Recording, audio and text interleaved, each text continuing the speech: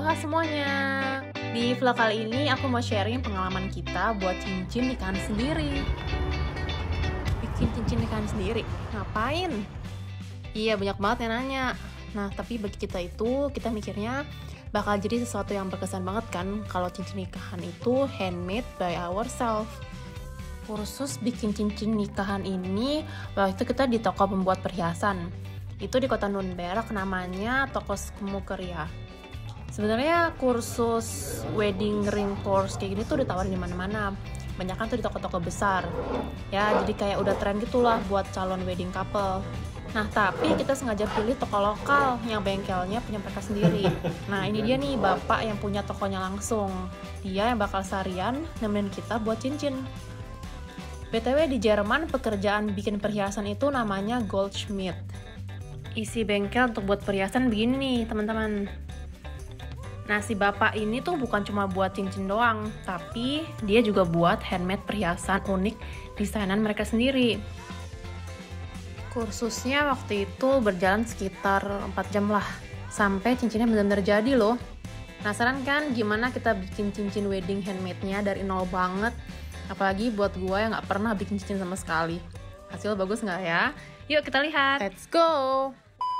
Oke, jadi pas kita datang itu awalnya kita harus nentuin material apa, bentuk profil cincinnya gimana, dan panjang cincinnya. Lihat deh, ini cetakan jenis-jenis profil untuk cincin yang bisa kita pakai. Jadi kita mau cincin yang datar, mau gembung, mau tipis, tebal, itu banyak banget macamnya. Setelah itu, emas batangan yang sesuai profil yang kita mau, tinggal dipotong sesuai panjang diameter jari kita. Nah, tentu aja ini pertama kalinya aku potong emas. Jadi ya kaku deh. Untung bapaknya baik banget ngajarin. Versuch mal die Säge nach unten zu halten. So, nach unten zu sägen. Dann drückt nämlich dein Draht beim Sägen gegen den Feinnagel. Das ist hier der Feinnagel. Und dann verwackelt er nicht so leicht.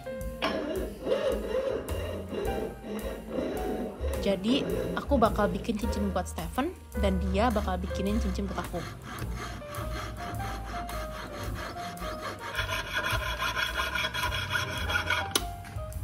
Oh,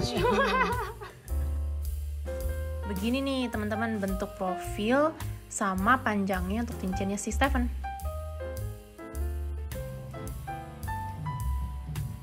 Kommt da erst so ein Viereck raus und dann wird das immer mit so einem Kreis, oder? Nee, es sollte eigentlich immer im Kreis bleiben. Kein Viereck. Berikutnya si emas batangannya ini itu harus dibentuk jadi bulat. Yang namanya juga jadi cincin. Ternyata lumayan sulit loh, karena emas itu ternyata keras banget untuk dibentuk. Man arbeitet sich Stück für Stück vor. An der Ecke ist schwieriger, ne? Als Mitte. Oh iya, untuk material kita tuh pilih rose gold tipe 585. Jadi emasnya itu sekitar 14 karat. Rose gold itu tuh campuran emas, silver, dan tembaga. Oh iya, apa kalian tahu, semakin tinggi tingkat karatnya, ternyata tuh semakin lunak perhiasan emas tersebut. Nah, karena ini cincin yang kita bakal pakai setiap hari, jadi kita itu pilih campuran material yang gak terlalu lunak, supaya tahan lama. Also bis hier, die Oberfläche, oder? Ja, du hämmerst ihn jetzt, also wird er runter und der geht wieder ein bisschen auf. Wir brauchen oben einen Spalt von ungefähr 8 mm. Ach ja. Passt die Pfeile rein und wir können mit der Pfeile die Enden gerade feilen. Oder parallel zueinander. Das heißt, den müsste ich jetzt hier auch nochmal weiter aufarbeiten.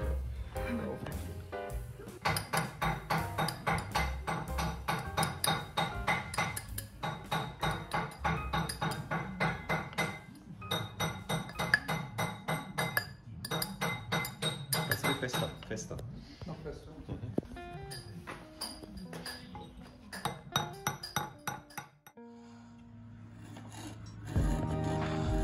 Sebelum lingkaran cincin disatuin, perlu diratain dulu kemiringannya biar mulus.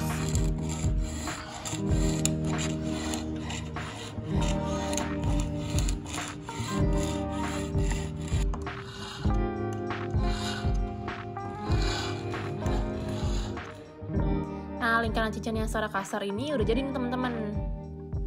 Ya, masih bengkok-bengkok banget sih.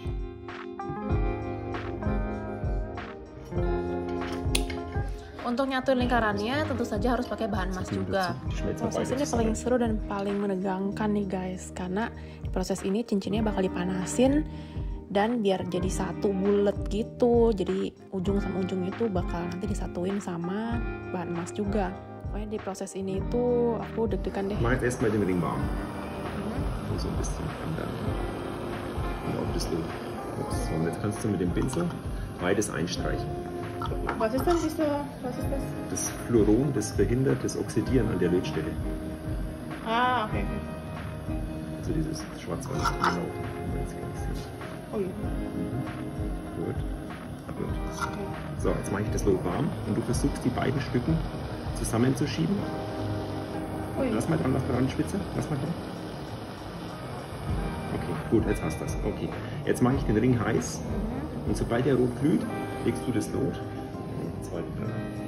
Kann man das nicht besser. Schon gut. So, jetzt mache ich den heiß und erst wenn der glüht, legst du das Lot unten auf den Lötspann.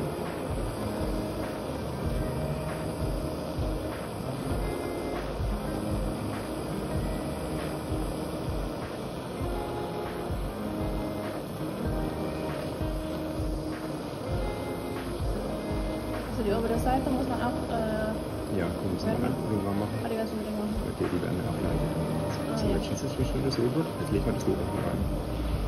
Jetzt. Ja. Ah. Ui. Super. Schon reingelaufen. Jetzt drehen wir mal um.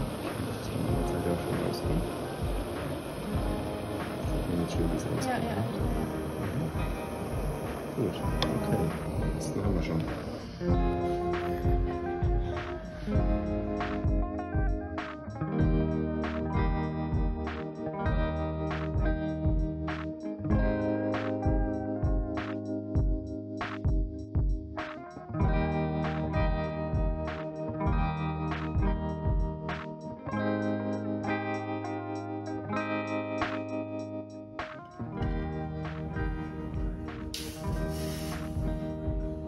Gimana menurut kalian prosesnya?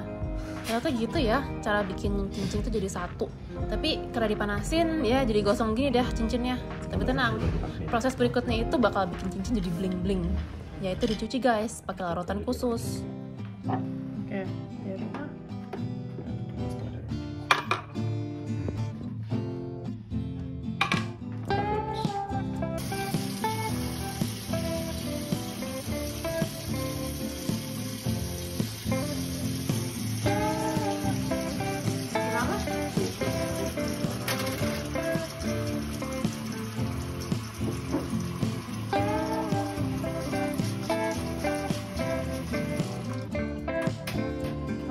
So, gut.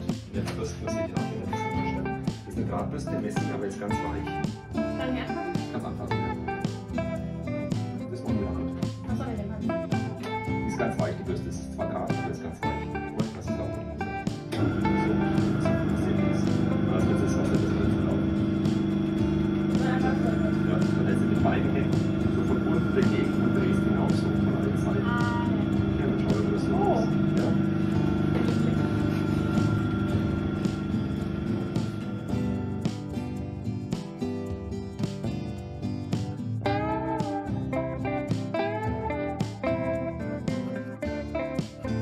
Setelah cincin jadi bersih, tinggal digerus terus supaya sambungannya licin. Das ist jetzt Übergang. So, mehr und später werden wir es sehen.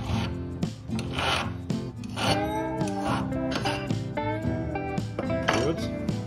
Digerus secara halus juga pakai mesin puter ini. 1800.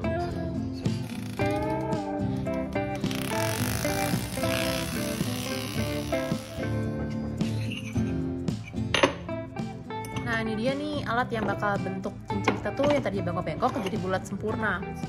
Dan ternyata alat inilah yang digunakan selama ini kalau kita misalnya mau memperbesar atau memperkecil diameter sebuah cincin. Jadi tuh kayak material cincin itu bakal dipadetin. Misal kalau di jari itu cincin kita masih gedean. Das geht jetzt verloren. Proses berikutnya adalah proses memoles cincin. Ya sambil ngobrol sih tentunya. Si bapaknya tuh si Master Goldschmidt ini ya tuh baik banget deh. Dia tuh cerita-cerita kalau misalnya zaman sekarang perhiasan tuh udah murah banget karena dibuat secara massal di pabrik. Tapi jadi nilai tambahnya tuh berkurang karena ya bukan handmade lagi kan.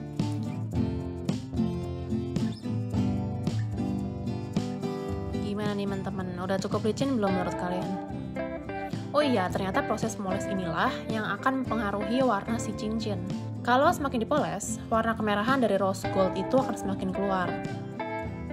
Nah, ini si Stefan tuh molesnya nih moles banget nih, sedangkan gue ya kurang bertenaga ya, jadi nanti ending-endingnya tuh warnanya jadi beda banget.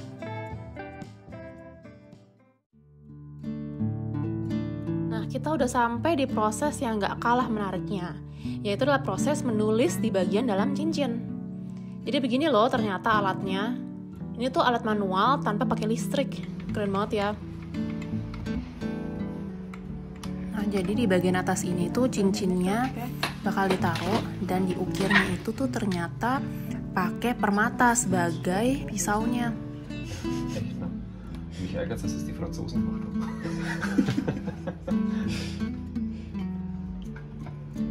Das Frankreich, die Maschine ist verrückt, ne? So schnell.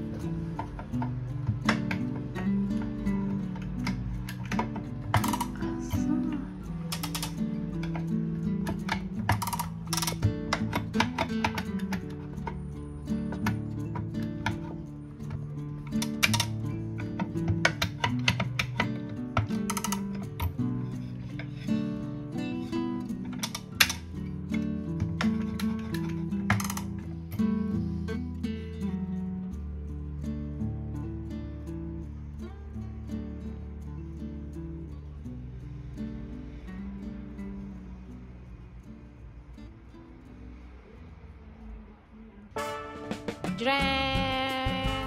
Ini dia hasilnya, belum jadi banget sih, tapi udah keren ya. Nah, ini harus poles terus nih biar nggak tajam bagian dalamnya. Man muss mit diesem Zeug oder jetzt auch mit Papier? Wir können es auch wegschleifen. Wenn wir dann schleifen, müssen wir was daran decken.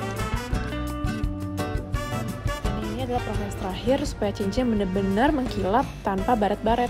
Nah, proses ini itu biasa dilakukan untuk cincin-cincin yang udah kusam dan jadul supaya bisa mengkilap lagi.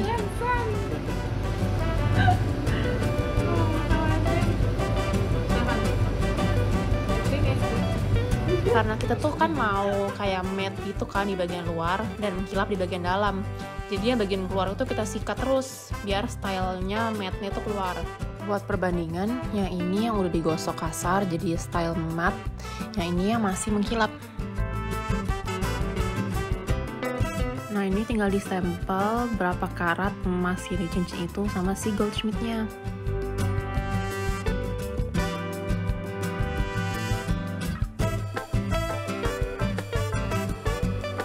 Nur noch zum Saubermachen.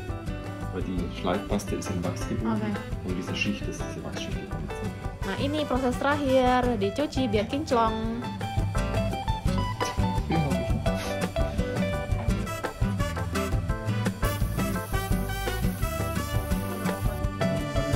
Yeay, udah jadi cincin nikahan kita. Gimana, bagusan yang mana nih? Buatan aku atau buatan Stefan? Ingat nggak beda warnanya?